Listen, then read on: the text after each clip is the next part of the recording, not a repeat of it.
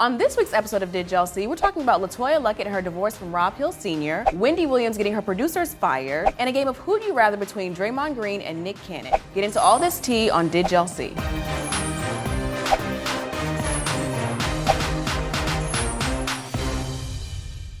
Hello, ladies. Hi. Y'all ready? Yes. Okay. Welcome to another episode of Did Y'all See. We're about to get into it. First, starting off with LeToya Luckett and Rob Hill Sr. Now, y'all know he's a relationship expert. She's a singer, actress, entertainer, performer, everything. And we knew they were together. We thought they were just engaged, but turns out they were married, but just for 2 months. So they divorced, and one of the stipulations of their divorce was that they are not allowed to speak about one another in public or on social media. Yet Rob was out here doing interviews claiming that they were not going to get married at this time. Like, so there's a little something fishy going on. What do y'all think is up? What do you think about this whole story? There's something off with the Rob, especially now you're lying. And Right. then we went on his Instagram, he's talking about take your time, pace yourself. Mm-hmm. Okay. It's too mixy for me. Yeah, when you are out here telling other people how to do their shit, but your shit ain't right, Right. it's weird. Right. So I seen that Turk is- today. Right. Just shitting and shitting. I know, because it's bullshit. No, I'm kidding. No, but it's weird, you know, I think it's weird. You never know what things could happen. I think it's unfortunate at the end of the day, you know, that would happen. And I did feel like it was odd, you know, for two people who really are on social media all the time, that they didn't even put up anything about their wedding. You know, where I was like, man, did you kind of think it wasn't gonna work? Right. Yeah. I know, and I hate to think that. And just the idea that you could be with somebody for a good amount of time, but then you get married in only 2 months, like, you're done. But how long were they really together? Not that long. Right. Yeah, but Right. yeah. But the marriage was shorter than the Yeah, exactly. Than the dating Obviously, period, yeah. you know. So it's just a lot of questions, and then that you won't talk about it after. It's a lot. Like y'all are so a lot of important. That was also. Let me not be stank. Go- But my thing, okay, so, you know, I get it. You know, we're all human. I think things like this remind you, like, just because you get your information from these people, it doesn't mean that they have their lives together, like you said, and they're human. They might make mistakes, you know, in the chosen field that they're out here giving you advice on. And, you know, hey, maybe that'll help him make better quotes. That'll be retweeted on Instagram and Twitter in the future. But I do think, I don't know, I just feel like it's weird. I'm giving the whole situation a side eye and a big one, because my thing is, I feel like it's very clear that LeToya wants to be, you know, marriage, all that, and he's a relationship expert, so he wants to have all that. But 2 months, I feel like something went down, and it was like, oh hell no, I got to go. Not now, but right now. So I feel like it was some crazy stuff. And the fact that he's out here lying about it makes me feel like he was the one with the crazy stuff. Right. Because I don't know why you would lie. You ain't got to lie. Right. So it's just foul all the way around. Something does not smell right. So did y'all see that Wendy, you know, she came under fire for those controversial remarks she made about HBCUs and NAACP. But she's not the one taking the fall for it. It's her producers who were let go. Now, the show hasn't said anything about it, but they've been contacted for comment, and they just refused to speak on it at all. So we don't know exactly why they were let go, but I think it's really interesting, especially with the rumors that maybe Chevy pulled out from her talk show because of all this. So what do you think about it? Do you think Wendy was really responsible for those remarks, or do you think her producers maybe pushed her to say it, and now they're the ones taking the fall for it, or what do you think happened? Hell no. Right. I'm like, did they not know what they were getting into when they pulled this woman off the radio? She says whatever she feel like saying, even if it don't make no damn sense. So I doubt anybody went up to her and was like, Wendy, you know what you should say? Right. Please. Right. She came up with that on her own. She pulled that on her own ass. And it went left. And so she's trying to act like, they probably tried to act like, well, if you're going to do it, it should have just been like a quick thing instead of a whole segment part. So they're trying to blame the producers, who are the ones who packaged the whole episodes. And so they got to go. And instead, obviously, she can't go. Right. It's her show. Right, and I don't think the producer should have been fired. I think it's Wendy. Like, anybody come up and tell you, say this, if you know that stuff is wrong, you're not going to say it. Right. She knew the gravity of what she was saying, and so to sit up there and say it no matter who put those words in her hand is wrong. That's completely on her. And if anything, she should have been able to educate the producers about why that was wrong. So, you're a black woman. You're going to let somebody else come up and tell you on your show to say something disparaging about black colleges and universities, and then they get fired. I don't even know if it was a fireable offense. Like, it was just, it was just dumb. Exactly, it was ridiculous, and it's something that comes up in your pre-production meetings, and you like, hell no, and then we move on. You know, like she's so shady, Miss Wendy. Yeah. You know what? I think all of these thoughts were the brainchild of Wendy Williams herself. And I think she felt like, oh, this is going to spark some controversy and this is going to appeal to my white audience. But I think her white audience is smaller than she believed it to be. Exactly. Like, your audience is blackity black, and they were not here for it. Exactly. And she knew in the moment, in the instant that she said it, that it was going left. Because her audience was like, And they be the main ones. Okay. co-signing foolishness, but they was like, Right. oh, hell no, wait. Okay. We can talk about these celebrities, but you're talking about a real issue. You He know, was really out here dying for this. Howard and Hampton was all up and through that crowd. Right. Spellman, everybody. Okay. Right. No. It was like, bitch, no. Take it very personal. Not today. No, girl. Exactly, no. We can't do that. So No. I honestly think it was all on her. I think she felt like this was going to be something to spark conversation. Exactly. Like it always does. We always talk about what crazy things Wendy says. Yeah.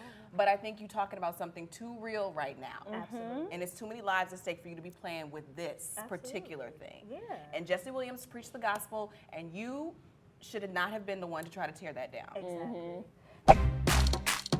So for this week's Who'd You Rather, we're talking about a couple of people who were in the news this week for various reasons. First, Draymond Green, player for the Golden State Warriors, and Nick Cannon, who does a little bit of everything.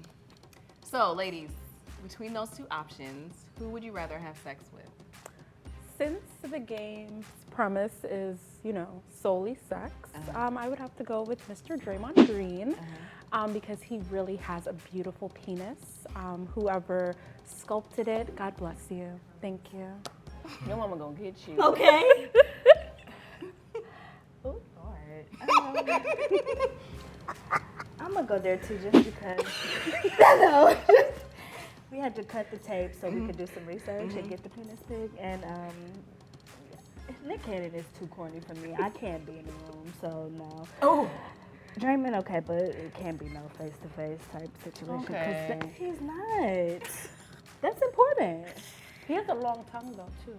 I don't want to see his face. Okay. Well, you wouldn't see his face.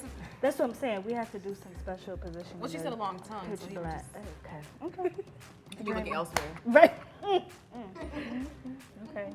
I guess I'll be the odd person out. I'm going to go with Nick Cannon. It's just sex. We don't have to have a conversation. And he's very attractive. He's just very corny. And plus, I mean, if we're being honest, sorry, Mom and Dad, like, I've seen bigger than what I've seen for Draymond. So I'm not really impressed. Carry on. Yeah, I too have to go with Nick Cannon. I'm gonna just be like, The herbal don't girls say know. nothing. Don't say nothing. Just come in and just do your good work and leave. Also, I saw Chirac, and there was a little sex scene with Nick Cannon that helped me see the light. You know, Draymond, I like what I saw as far as his penis, but the coloration was a little off for me. I prefer like consistency throughout, and that the pink at the top and then I just really didn't care for it. Yeah. All right. It's a tough one this week, but let us know who you'd rather in the comment section below. So speaking of Nick Cannon, did y'all see that he and Chilli are dating? They've confirmed it, or he's confirmed it. Basically, he's saying, they're just trying to take it easy, see where things go. 2 months now. What do you guys think about them together? Chilli's just a very particular person, and I feel like Nick is very goofy, he's a free spirit, so after the honeymoon phase, I'm not sure how it will go because she's very particular. She likes 103-degree lattes, and she's particular, very. I think the relationship fits their relationship past, which I don't know if that's good or bad. You know, she likes a young boy, he likes an older woman. You know, so I think it makes sense. They're attractive together. I don't know. They could be that fit. You know, sometimes you have to like go through a bunch of different people or a bunch of different things, right? And then you stumble upon what could be a perfect. And last time, you know, he said he was celibate, so maybe not going into things with a sexual mindset could positively impact. They do Mariah too. Oh, really? It's just they got married in like 3 weeks or something. Oh, okay. See, Chilli better not be on that. Yeah, exactly. So, but it, maybe going into that with a sexual mindset and being serious about it, not like let's get married in a month so that we can have sex. I think it could help them. But I mean, I think they're kind of cute. Yeah, I agree. We'll just see what happens. So, ladies, for this week's edition of Cold Tea, we're talking about Jennifer Hudson and David Otunga and their engagement. So basically, she said attending Sierra's wedding has kind of like sparked a new fire in her. She might be feeling like she's ready to take that step. What do you guys think? Wow.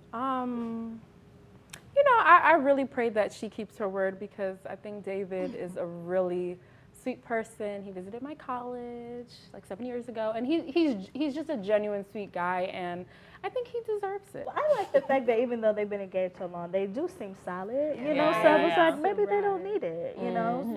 Either way, you know, I just hope they'll both be happy with the decision, but I was shocked that Sierra's wedding is what prompted. I just have to say.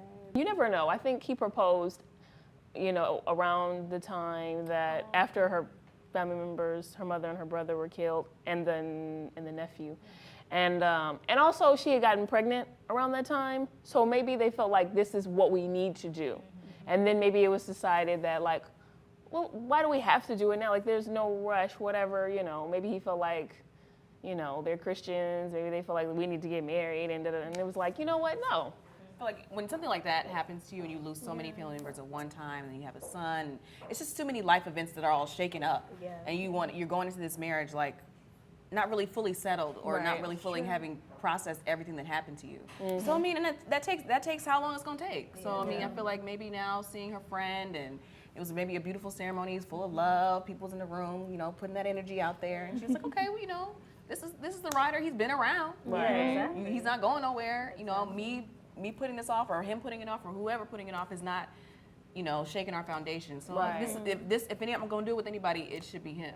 We hope you enjoyed this episode of Did Y'all See? Be sure to let us know what you thought about each of these stories in the comment section below. And as usual, for more videos just like this one, be sure to subscribe to our YouTube channel at youtube.com/MadameNoire.